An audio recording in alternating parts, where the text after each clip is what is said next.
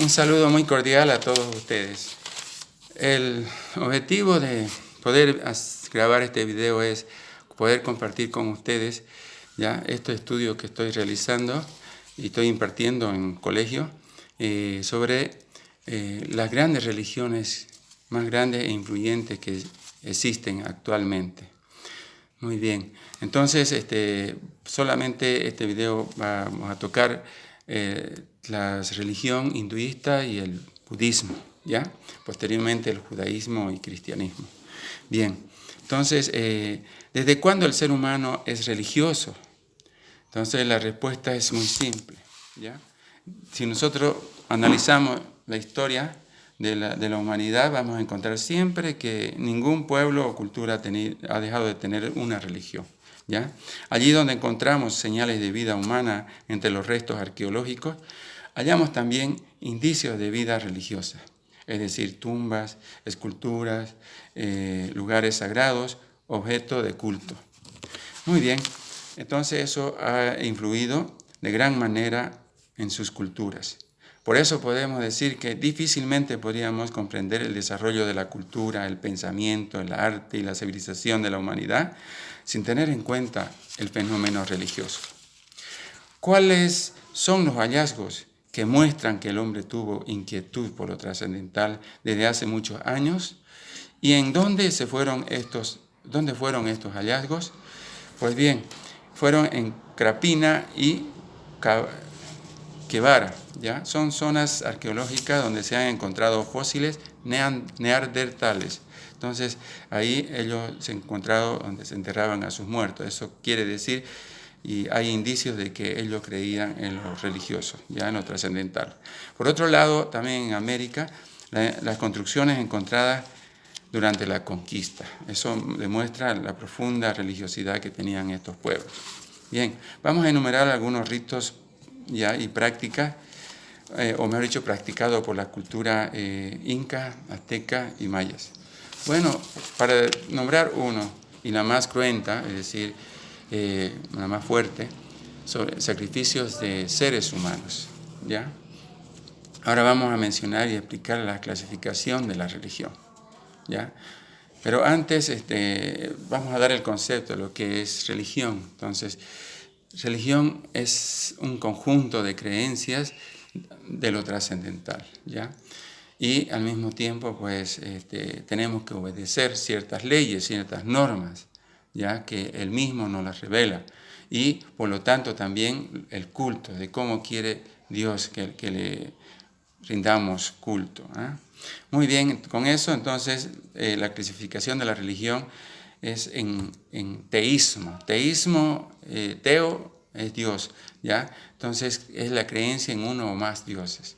Dentro del teísmo existe el monoteísmo, politeísmo y dualismo, ¿ya? Mono quiere decir que creencia en un solo Dios, politeísmo en dos o más dioses, dualismo de dos dioses opuestos. Muy bien, ahora sí vamos a entrar ya al tema de el hinduismo y el budismo. ¿Y por qué los he unido ambos ya en el estudio? Justamente porque ambos nacieron en la India y al mismo tiempo el budismo va a desprenderse del hinduismo, ¿ya? Entonces, analicemos primero desde su origen. Si vemos nosotros, el hinduismo nació 2000 años antes de Jesucristo, ¿ya?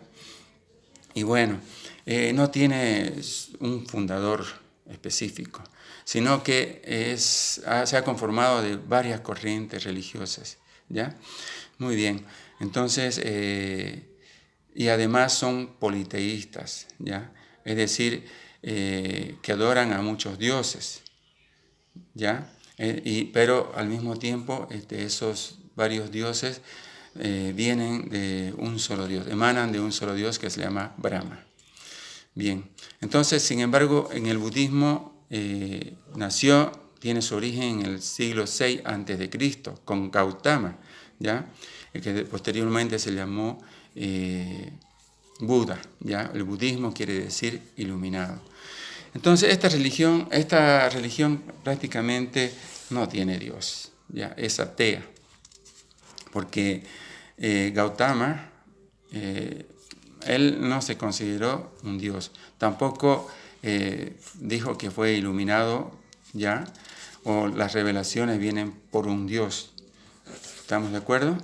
Muy bien. Entonces, viendo todo esto, vamos a ver otras características en común y diferencias, ¿ya? Entonces, tenemos que ambos creen en la reencarnación, ¿ya? La reencarnación, entonces, quiere decir que uno cuando muere se vuelve a reencarnar en un individuo, ¿ya? O seres vivos, ¿ya? Es decir, en algo superior o algo inferior, de acuerdo de mis actos, ¿ya? Entonces, si mis actos son buenos, entonces en este caso en el hinduismo se va a reencarnar en una casta superior, ¿ya? Y como no tiene casta el budismo, entonces todos somos iguales, ya esa es la otra diferencia, entonces, o estatus social. Entonces, bueno, ellos tratan de reencarnarse ya de la misma manera, ya, pero tratan de llegar al nirvana, que es otro concepto o otra característica muy importante que ambos la tienen, ya, pero también al final tiene destinos diferentes, ya. El nirvana del hinduismo quiere decir el paraíso, ¿ya? Sin embargo, el nirvana del budismo es la extinción total del ser humano, es decir, dejar de sufrir, ¿ya? Y dejar de reencarnarse. Esto en pocas palabras, ¿ya? Muy bien. Entonces, esta religión tiene un gran valor porque es una religión con alto moral, ¿ya? Una alta moral tiene, ¿ya? Eso lo vamos a ver aquí justamente en su creencia, ¿ya? Entonces, pero hablaré un poquito sobre la vida de Budas, ¿ya? Prácticamente era que tenía que heredar el trono del reinado, ¿ya? Iba a ser príncipe, ¿ya? Entonces, vivía bien en la opulencia, no le faltaba nada, no conocía el dolor, nada, pero un día de eso, cuando llegada a la juventud, entonces experimentó todo eso, o lo vio, mejor dicho, ¿ya? Yendo en su carroza, preguntando a su cochero, ¿ya? Vio a un anciano, vio más allá a un enfermo, vio después a un muerto. Entonces el cochero sabiamente le responde que todos teníamos ese destino, ¿ya? Entonces, sin embargo, más allá, fue yendo más allá aún, entonces encontró a unos monjes hinduistas, ¿ya? Entonces, alejado de todo, es decir, desprendido de todos los placeres, ya con mortificaciones, con ayuno, es decir, buscando la verdad. Entonces, eso influyó muchísimo en Gautama. Entonces, llegó a su casa y ya tomó la decisión de retirarse, de irse totalmente, dejar todo para venirse luego aquí donde los monjes, ya que estuvo unos 5 años, ya haciendo lo mismo, pero viendo que no le respondía a sus inquietudes y tampoco el método no le satisfacía, entonces él se retiró, se fue debajo de un árbol, un mango. Entonces ahí vino la revelación, ¿ya? Entonces, como les decía, no es una religión, es más una filosofía de vida, ¿no? Porque, miren ustedes, él va a deducir con todo esto, ¿ya? Que con esta experiencia que tuvo, ¿ya? Que ante la universalidad va a ser universal el dolor. Entonces, él encuentra una cosa muy importante. ¿Cuál es la causa del dolor? Y en esa iluminación encuentra la respuesta, es decir, el deseo, ¿ya? Pero veamos ¿ya? Lo que expone él, ¿ya? Entonces, ante la universalidad del dolor, Buda propone una serie de actitudes y conductas que se deben adoptar, ¿ya? Para superarlas. Bien, y está resumida en las 4 nobles verdades.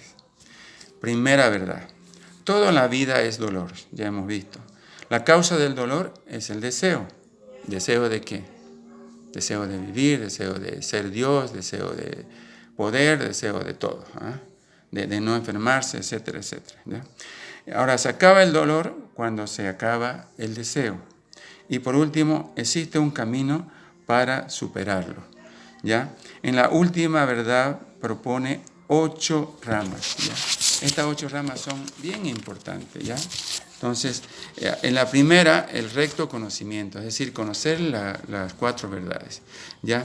En la segunda, la recta intención, una actitud benevolente, pacífica y alejada de todo deseo de placer. ¿Bien? La tercera, recta palabra, utilizar un lenguaje sincero, prudente y conciliador. ¿Ya? Es decir, odiando la mentira. Bien. Recta razón, obrar conforme a una regla de conducta noble. Se prohíbe matar, robar, cometer adulterio, etc. 5. Recta forma de vida.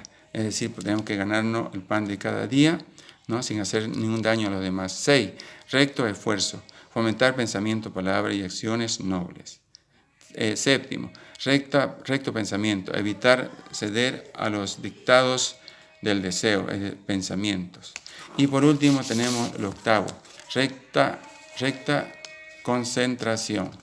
Es decir, una meditación intensa que libera a la persona de todo deseo y le lleva a un absoluto desprendimiento de sí mismo. Se practica mediante la yoga. Muy bien, al final de este camino se encuentra el nirvana. Se lo consigue mediante la meditación. El nirvana se libera de todo deseo, sufrimiento y de la condena de la reencarnación. Es algo sin fundamento, sin continuación y sin parada. Al final, es el final del sufrimiento. Muchísimas gracias y Dios les acompañe.